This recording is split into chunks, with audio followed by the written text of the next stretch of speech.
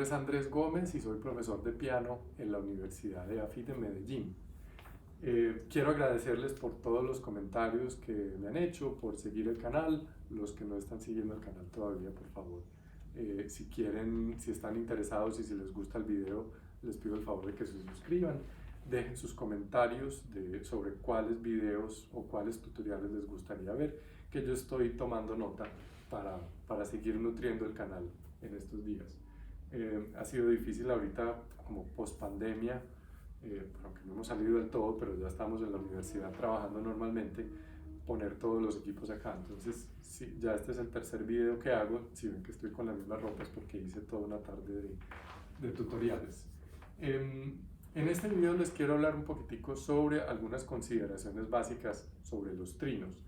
Les voy a hablar un poquito de digitaciones, algunos ejercicios técnicos y algunas recomendaciones de cuando ya estemos haciendo los trinos dentro del repertorio.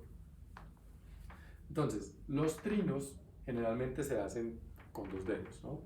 Generalmente, un trino que no. Pero hay buenas combinaciones y hay combinaciones que no son tan efectivas. ¿Cuáles son las buenas combinaciones? 1, 2, cuando utilizo primero y segundo, 2, 3, ¿sí?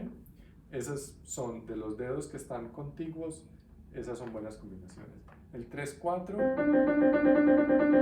es bastante peligroso, lo mismo que el 4, 5. ¿Sí? Si el 4 lo utilizamos, y esto va para las digitaciones también, si el 4 lo utilizamos con el quinto y con el tercero, se vuelve un poquito peligroso.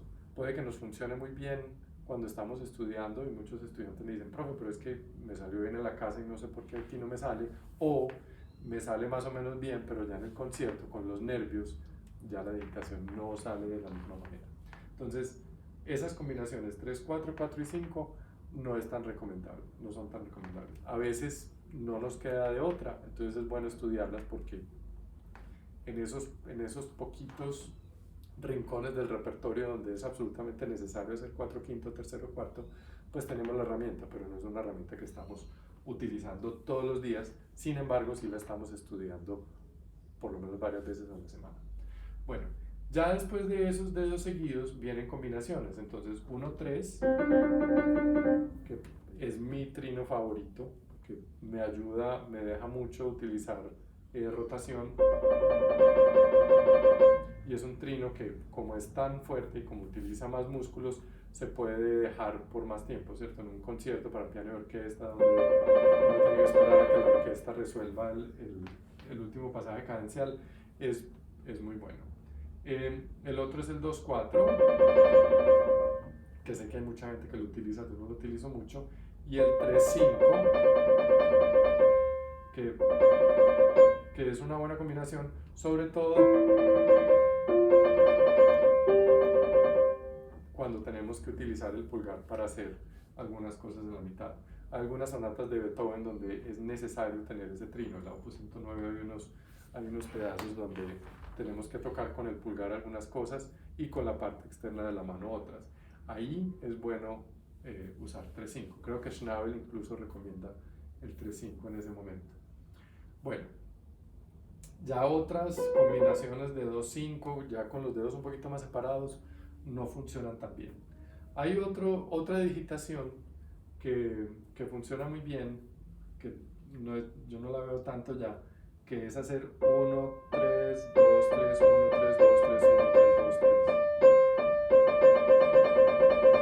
3. Sí, que es un trino, como estamos utilizando más dedos y antebrazo, es más parecido al 1-3. Ese trino es bastante bueno y es bueno que lo utilicen de vez en cuando o que lo entrenen por lo menos. Bueno, algunos ejercicios que les puedo recomendar. El ejercicio número 17 de Brahms, que es 17, que es uno de los ejercicios que les recomendé en el video de ejercicios de Brahms, que es este.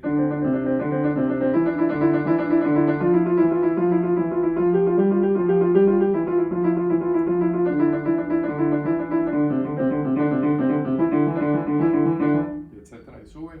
Y después, yo generalmente lo hago cromáticamente. Cuando mi profesora Alicia Frank me lo enseñó, me hizo la recomendación de hacerlo cromáticamente, y es muy bueno porque entonces utilizamos el trino en diferentes posiciones y eso nos da un poco más de flexibilidad. El otro ejercicio que es bueno, que es un poco más tedioso, es el Hanon, el 46. Ese sí es un poco más tedioso, empieza con 5, 4, 1, 2 y se va por todas partes. Al final del ejercicio de Hanon encuentran en el último sistema, en este último sistemita del ejercicio, hay un ejercicio de trinos que es el que hacía Mozart, que es empezar con 1, 2 y después pasar a 3 y después a 2, 3 y después a 2, 4, 3, 4, 3, 5, 4, 5 y después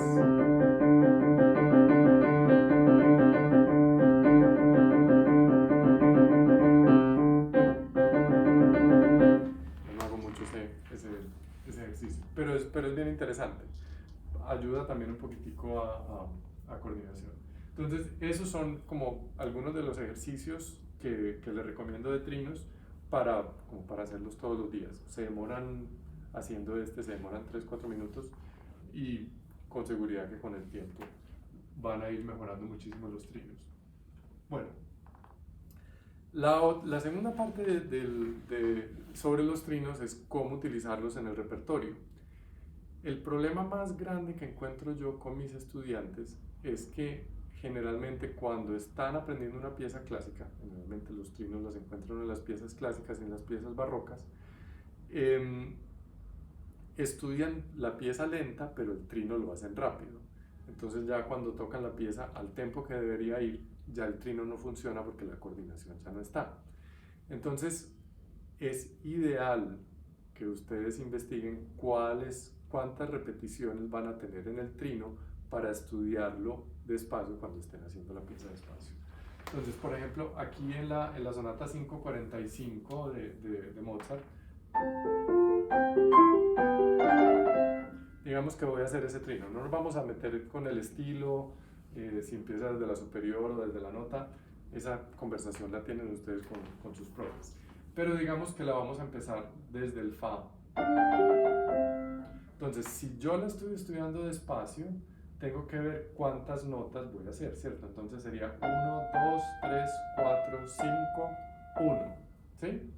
Y lo puedo repartir, lo puedo estudiar despacio, incluso haciendo 3, después un grupo de 2 y ya terminar, ¿cierto? Entonces lo estoy estudiando muy despacio y así de a poquiticos se va metiendo en el sistema cuál es la coordinación. Ya cuando lo hago rápido, ese grupito de 3 y 2 se puede ir como homogenizando de cierta manera y hacer un 5 contra 2, que es un poquito más difícil de pensarlo, pero si lo pienso desde el pulso, o sea, ¿cierto? Como si no hubiera esa corchea en la izquierda, ya funciona mucho mejor, ¿sí? Y se reparte todo el trino durante el tiempo.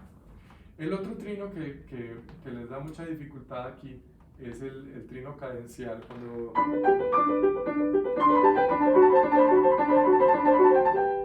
¿sí? Que ahí también, cuando lo están haciendo despacio, entonces ¿sí? Lo estudian a tempo, como el tempo que lo irían a tocar si la están tocando, pero con la izquierda a la mitad del tempo. Entonces ya cuando llega la coordinación ya no da, porque el cerebro se acuerda de esos espacios. Entonces podemos hacerlo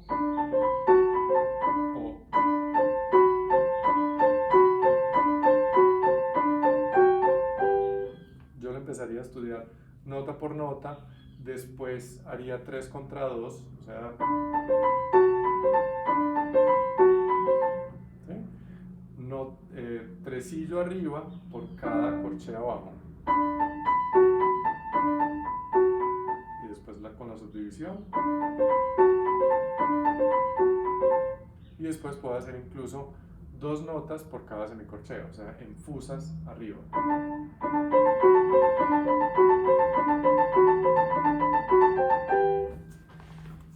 Y así lo vamos estudiando para ir aumentando la velocidad del trino. Con el tiempo ya no tenemos que pensar en el trino, porque el trino va a estar mecanizado y no vamos a tener ese problema. Entonces, siempre estudien, analicen cuántas van a ser las repeticiones, si va a ser un trino de 8 notas, si va a ser de 7, de 6, de 5 o de 4, para poder tener una claridad de cuál va a ser el trino cuando lo hagan despacio. Bueno, espero que este video les haya sido de utilidad. Hasta la próxima.